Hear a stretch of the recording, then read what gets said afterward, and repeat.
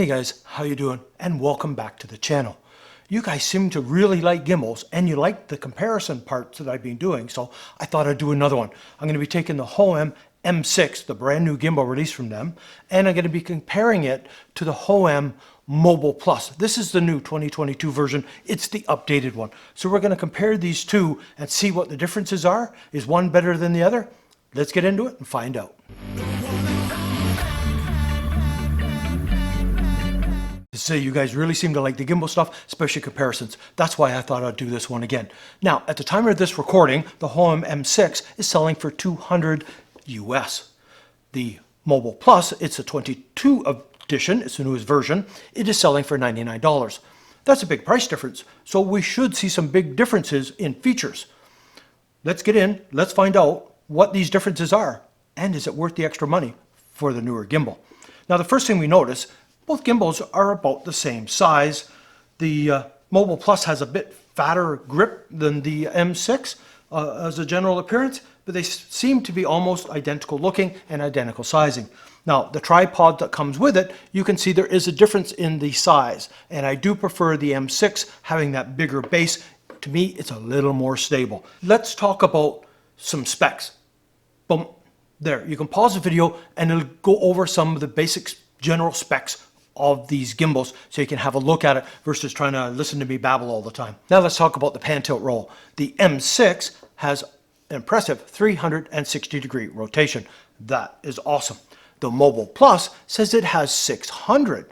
Why is it saying 600? Because that's what their Inception does. So you can see in this little clip here how the Inception works, and it does a 600. So it's not just 360 degrees, it does a 600 rotation. So that's why the Mobile Plus says the pan is 600.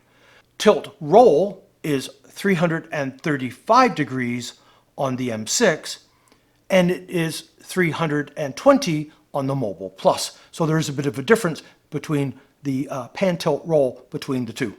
Now, let's discuss battery life. 18 hours, that's a lot, on the M6. Now, that is taken with a grain of salt because it depends if you're using some of the extra features which will drain the battery faster. The Mobile Plus is rated at 13 hours, which is very impressive as well. So they both have good battery life. Now, both these gimbals have the ability to charge your cell phone while you're using it. That is really handy, and they both take a couple hours to charge back up. Now, can these go into portrait mode? Yes, they can. They can go into portrait mode a couple of ways each.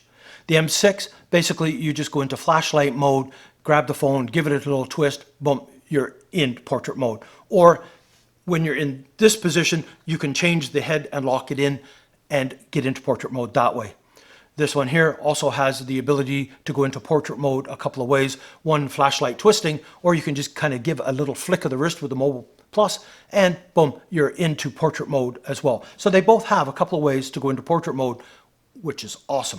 Now, can we add accessories to these? We sure can. The Mobile Plus has a few points of contact, one here and one on the side, where you can connect. Now, it says it has two, but you also have the bottom one here, so you have 3 points that you can add accessories to. Remember, if you're adding up here, you need to stay under that 280. Now, the M6, on the other hand, has 3 points, 4 if you want to include the 4-point. And you have 400 grams of payload to play with. So you got a little more leeway adding accessories to the M6 over the Mobile Plus. But they both have the ability to add accessories, and they do have accessory threadings that you can add more to it. So that is awesome that they can do that. $210, $99. There's a big difference. Most of what I've been telling you is pretty much the same, but let me just put this up here for you so you can check it out. It's over all the different modes and all the different features of both gimbals. So that way you can pause the video and you can have a look at it and compare it side by side. But as I say, what are we getting for that extra money on the M6 that we're not getting here? Well, the first thing that we're getting with the M6 is we are getting the light here. It has the fill light, the CCT, RGB, and it's fully controllable, which is really nice, and you can do it from the dial on the side. It also has the AI smart tracking. I don't even need to turn my cell phone on. This will track me because it's tracking from this unit, not through the app, which means I can use any app. So if I'm live streaming, I can use this to track me. If I'm doing selfie stuff or I'm out solo vlogging, this will track me. I can basically just kind of give it the OK symbol. This thing will track me and keep me in track whenever I move. You give it the little hand symbol there to stop, and it'll stop tracking you. So this one has a fill light and the AI built in on top. And the M6, if you haven't seen my other videos, it comes off and I can turn it around so I can film you, or I can turn it around and I can film me. Very handy to have that. And the magnetic aspect of being able to rotate it, fantastic. As you can see here, I do not have that ability to do the external tracking. I do not have any additional fill light. Yes, I can add it, and I can add lights more to this too. But as a basic unit, this is where we're starting to get into some of the price differences. This has the fill and AI, this doesn't. Where else do we see differences? This one has a small OLED display screen. The Mobile Plus has no display screen. It simply has a little series of lights. Works well, you click once and the light moves down to each of the modes. So much better than the old click, click, click, click, click, click, which I'm not a fan of. This is one click and it'll go through all the different modes. But as I say, this one has a full display so you can see exactly what's going on. And I find that extremely handy. Now, I've already talked about the payload difference between the two. Again, that's why this one's costing more money. Wide-angled lens can we use with both? If you've seen the other videos, you can definitely know that you can use a wide-angled lens with this. It works brilliantly. You just do 4 clicks on the back trigger and it'll rotate the arm back out of the way and boom, you are using your ultra wide angled lens, no problem. Can you do your wide angle ultra wide with this? No, but yes, you can. You have to go into flashlight mode, and if you're not sure what flashlight mode is, the gimbal goes in this position. When you go in this position, you can use your wide and ultra wide lenses and you don't have a problem. But if you're holding your gimbal in the normal type position, the arm here will show in the corner of the screen. The workaround is to simply go into flashlight mode and you can do it. So yes, they can both use ultra wide angled lenses. This one, brilliantly. This one, you got that little bit of a limitation that you're stuck into flashlight mode, but they can both do it. They both have the upgraded anti-shake system. The M6, obviously being the newest, has the newest version of it, so it will actually be a bit better. The app that these use is both the Joy app. So they're both using the identical app. I will put links down below so you can have a look at some like the moment sections, and they have added more features to the moments. They've added like another 4 or 5 features to it, and I may do a separate little video just to show them out because there's some pretty cool ones there and they're always fun to play with. But check below for links on the apps for this, but they both use the Joy app. Now, I did talk about tracking with the M6 using the AI on top, but because they both have the Joy app, you can track people and or objects in the software. So if you're using Hohem's Joy app, you can use the OK symbol, you can use the hand signal, you can do all the tracking that you want with it. This one, though, does have that extra little feature in the tracking that you can kind of offset yourself and lock it in, versus this one you can't. This one, the Mobile Plus in the Joy app will keep you centered. This one here, if I'm using the tracking, I can offset myself, get it set, give it the OK, and it'll keep me off to the side. It works brilliantly. Check out the video on the M6 unboxing for full explanations of that. Also, don't forget, check out the unboxing and review of the Mobile Plus for more info on it as well. But that is some of your big feature differences between these two gimbals. And now you can see why. This is $210 and this is $99. This one offers a whole lot more for your bang for your buck. And that's why I do these videos, so you can decide, do you need these features or do you not? Now, like I say, why do we get a gimbal? We get a gimbal not just for the moment stuff and all the fun twirly and all the cool feature stuff.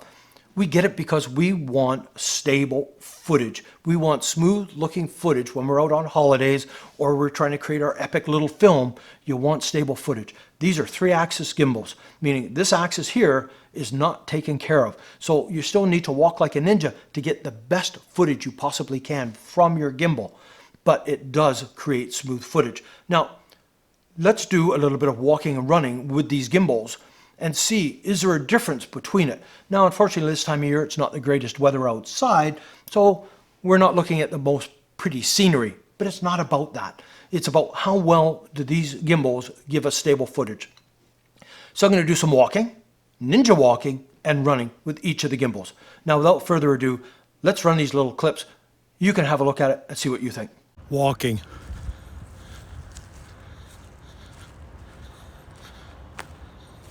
Ninja walking.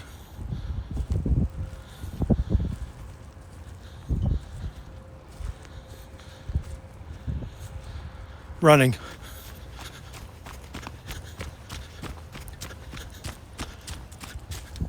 Walking.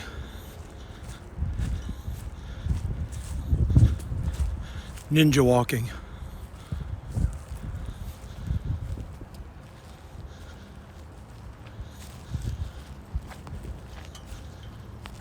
Running.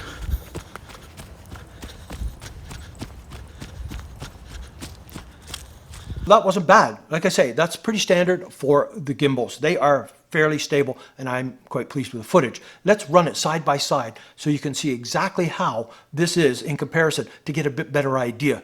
Let's check it out. Walking.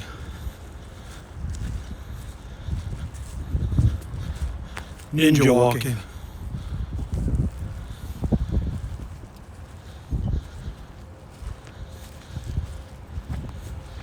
Running.